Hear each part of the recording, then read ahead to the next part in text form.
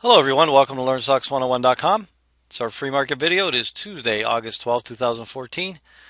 I can use a lot of different catchphrases for what's going on in this market right now over the last couple of days, and it's the grind, same thing, different day, Groundhog Day, because that's what we got going on. I mean, what I mean by that is could give possibly almost the same exact analysis I gave yesterday, even though we got a few uh, slight changes.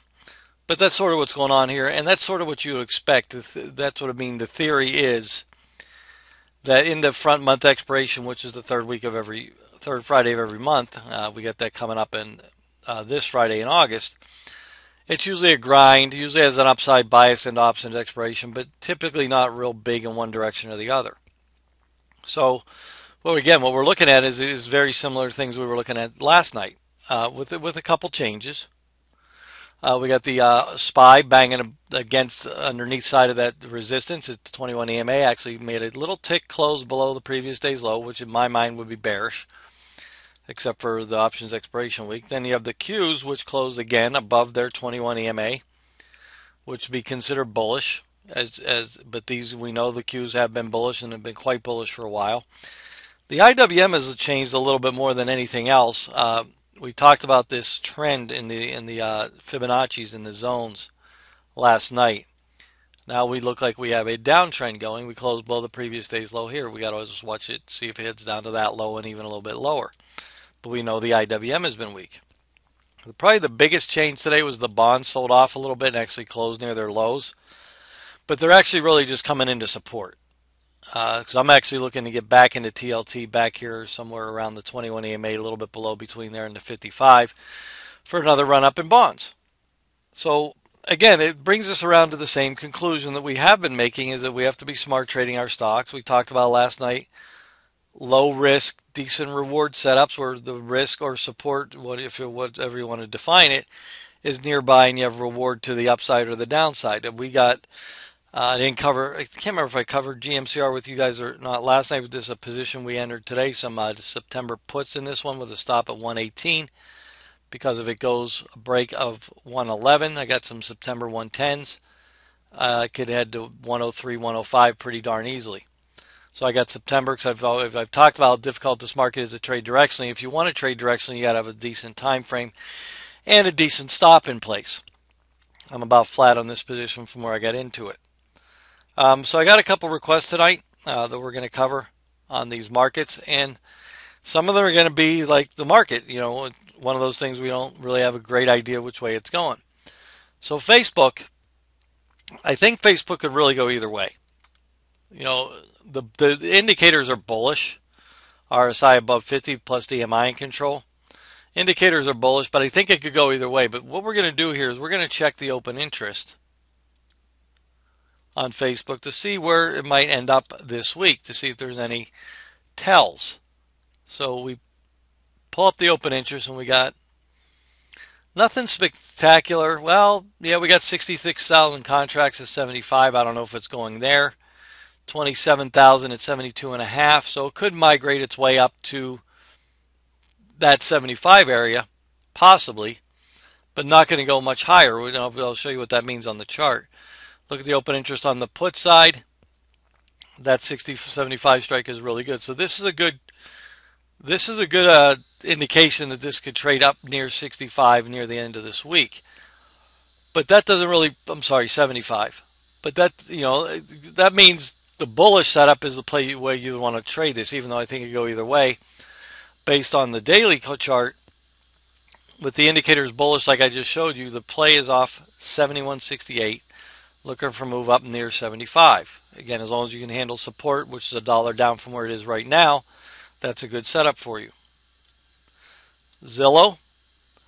Again, we've been talking about this off and on. This is broken support. I like this to the downside once again, with a stop now at about 139. Okay, that's what I like on Zillow. I keep getting requests for Zillow because it was such a big mover.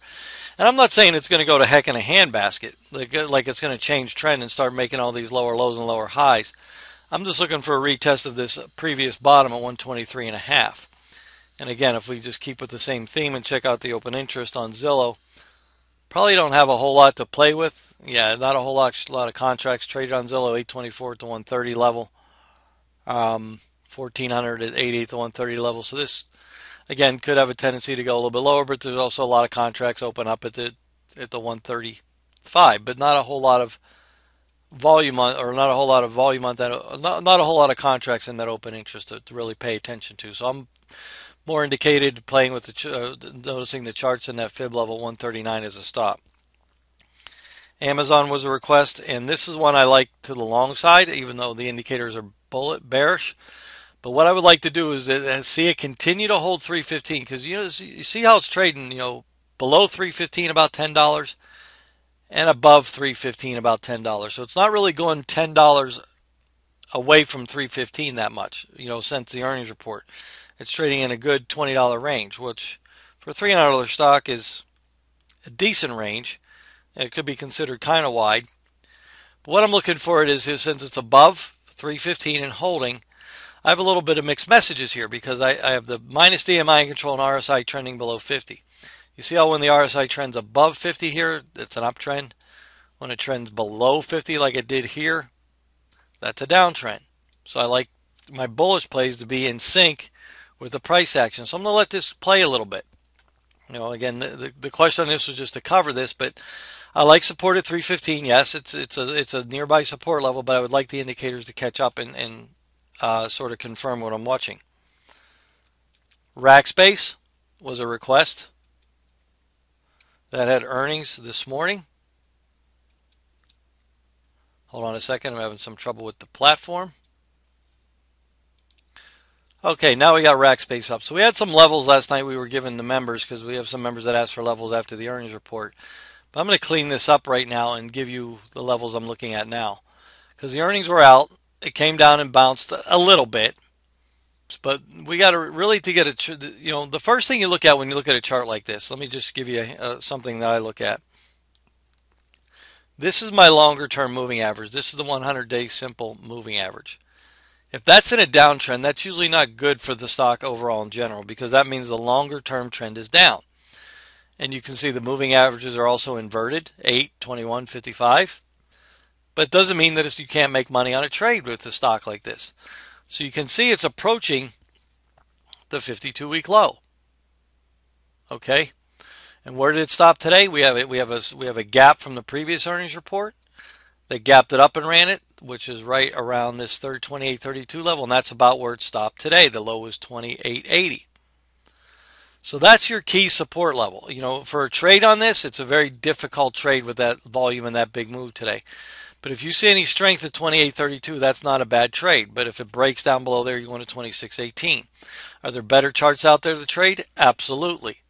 But if this bangs into 28.32 and you want to flip it, that could be a good trade setup. Swing trade wise, I need to see some signal of some kind of strength off of this down move because it gapped up off the move. You can see it gapped up over yesterday's high and sold off right at the open. The high was the open, 31.50. That's not a good sign for the stock. So again, you always wait for these plays to settle down a little bit. Wait for a couple more candles to see how this plays out. But what's that 28.32 level? And the last one, and it was requested, was Tesla. Tesla I really like Tesla here. We had some good news yesterday with an upgrade, which we showed you that chart or that trade we made some decent money on. But now we had some bad news out today from Consumer Reports, I think it was, on one of the models. And it didn't really trade it down that much. It actually used 255 as support, which is a little bit of gap support right here.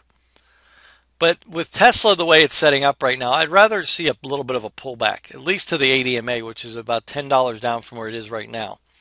Because for a swing trade, I don't want to chase it up.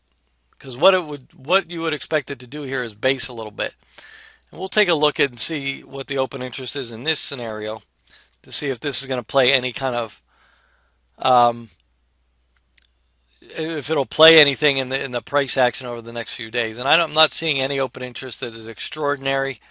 In this situation, you're looking for like double the open interest, triple it at one strike, and you're not really getting anything. So you're not getting anything out of that. So in this case, I just see this grinding a little bit. Could you make some money intraday? Yes, but if you be very patient on this trade setup, Wait for a little bit of a pullback, maybe to this 249, and let it rest there a little bit. That could be the best move. That could be the best trade for a longer term setup, because I do see it eventually getting to 274 at some point in time. I just don't know. It could go there straight away and then pull back. But it's a one for if I'm getting to something that I'm buying the stock or buying some options on this one directionally, I would rather wait for a little bit of a pullback, and that's what I see on that one.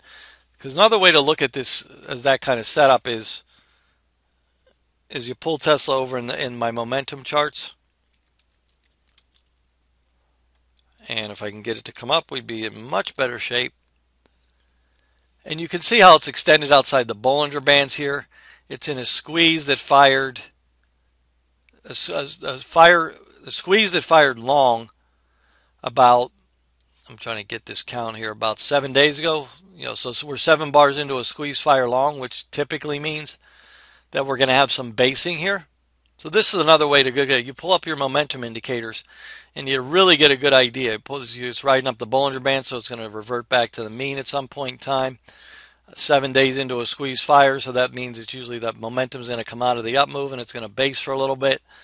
This is one I'd actually like, looking at that chart, I'd rather sell some, do a 1 standard deviation, 1/2 standard deviation bear spread on it, because it should, not that I think it's going to go down tremendously, I just think it's going to pull back and not really go a ton higher. So that's what I like on Tesla. So that's all we got for tonight. You guys have a great Tuesday night, and we'll see you tomorrow.